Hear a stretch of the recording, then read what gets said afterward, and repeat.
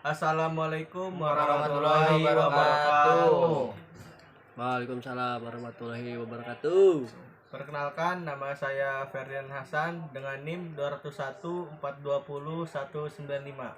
Dan saya Manabur Rohim dengan NIM 2014-2019-2. Perkenalkan, nama saya Auliarian Fajriansyah dengan NIM 2014-20199. Di sini kami bertiga akan menyampaikan materi tentang manajemen resiko, yang dimana materi pertama akan disampaikan oleh Ferdinand Hasan dengan judul Manajemen resiko imbal hasil. Dan saya manajemen risiko investasi. Dan saya tentang manajemen resiko pelayanan prima. Oke, mungkin langsung saja pada pemateri pertama. Saya persilakan cekidot Bu Hasan. Yang pertama, manajemen risiko imbal hasil.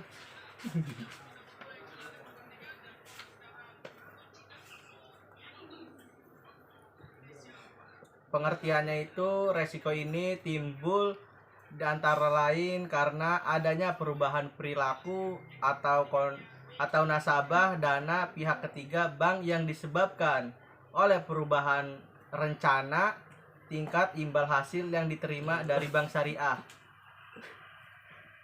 Perubahan ekspektasi bisa disebabkan oleh faktor internal seperti menurunnya nilai aset bank, dana, atau faktor eksternal seperti naiknya retu dapat memicu perpindahan dana dari bank kepada bank lain. Misalnya itu Bank Rania Syariah mengharapkan hasil sebesar 7% dari asetnya yang nantinya akan dibagikan hasil kepada investornya.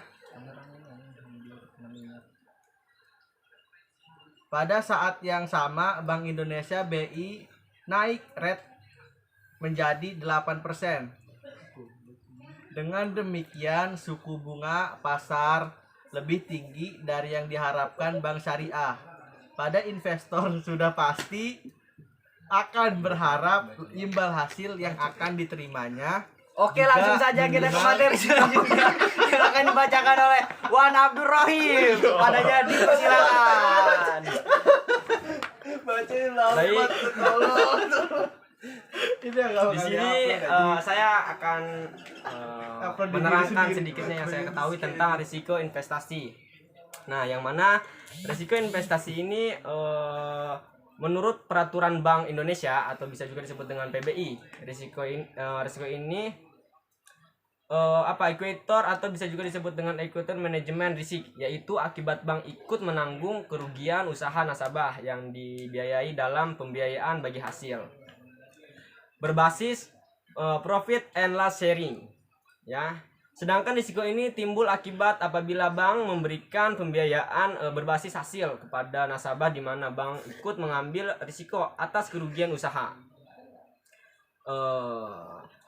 Risiko atas kerugian usaha nasabah yang akan dibiayai atau juga bisa disebut dengan profit and loss sharing. Di dalam hal ini, pembagian bagi hasil tidak hanya didasarkan atas jumlah pendapatan dari nasabah tersebut, akan tetapi dari pendapatan nasabah, jadi kalau misalnya pendapatan nasabah itu lagi kurang, bank itu ikut menanggung gitu tuh. Itu bisa juga bisa terjadinya risiko investasi. Nah, risiko investasi juga didefinisikan sebagai risiko yang muncul dari partisipasi dalam keuangan atau aktivitas bisnis lain yang ada di dalam kontrak tersebut dan ikut serta dalam menyediakan dana untuk sharing modal dalam bisnis yang beresiko. Inilah yang membedakan antara bank konvensional dan bank syariah, ya. Yang mana bank konvensional tidak akan berinvestasi pada aset berbasis ekuitas. Investasi di sektor ini tentu saja memiliki ketidakstabilan dalam pendapatan bank syariah dan memiliki efek pada risiko likuiditas, risiko kredit, dan risiko pasar. Contoh kasusnya seperti ada nasabah yang ingin meminjam dana ke bank atau ke salah satu bank syariah yang ikut menanggung atas kerugian usaha nasabah tersebut, sehingga bank tersebut disitulah akan terjadinya risiko investasi.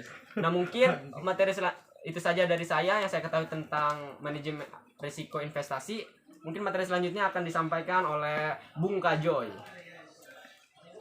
Halo guys. Anjas. I am under the water. Timer. Manajemen resiko pelayanan prima. Secara etimologis atau secara kamus besar bahasa Indonesia menyatakan pelayanan ialah usaha yang melayani kebutuhan orang lain atau customer.